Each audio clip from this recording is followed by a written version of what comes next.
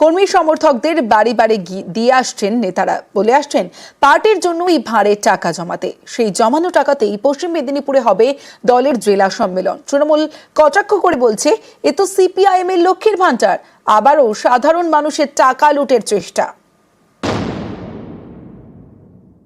আর্থিক সাহায্যের জন্য আপনার কাছে এসেছি। আমরা একটা করে ভাড় আপনার বাড়িতে এটা দিয়ে যাব। আমরা চাই আপনারা আর্থিকভাবে আমাদের পাশে থাকুন।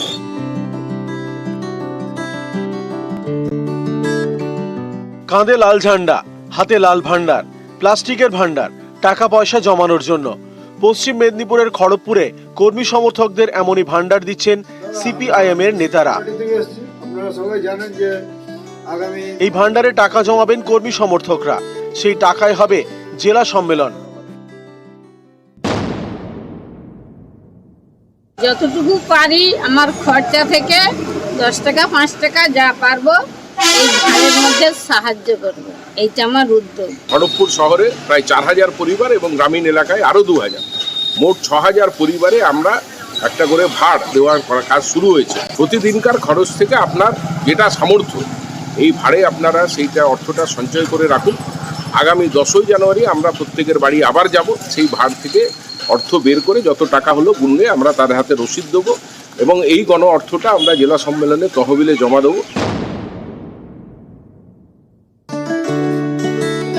12 এবং 13 জানুয়ারি খড়গপুরে সিপিআইএম এর পশ্চিম মেদিনীপুরে জেলা সম্মেলন। এই জেলা সম্মেলনের খরচ তুলতে কর্মী সমর্থকদের ভাড় দিচ্ছে সিপিআইএম। আবেদন জানাচ্ছে ভাড়ে টাকা জমিয়ে পার্টিকে দিতে। 21শে নভেম্বর থেকে ভাড় দেওয়া শুরু হয়েছে। 5ই ডিসেম্বর পর্যন্ত বাড়ি বাড়ি ভাড় দেওয়া হবে। 10ই জানুয়ারি ভাড়ের টাকা সংগ্রহ করবেন নেতারা।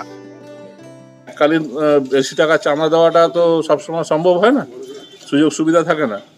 তো এটা আমরা দৈনিক সঞ্চয় সৃষ্টি করছে ও সেই লক্ষ্মী ভাণ্ডারের মতো ভাড় পৌঁছে দিয়ে লুট করার চেষ্টা করছে সিপিএম। এটাই হচ্ছে তৃণমূল কংগ্রেস আর সিপিএম এর পার্থক্য।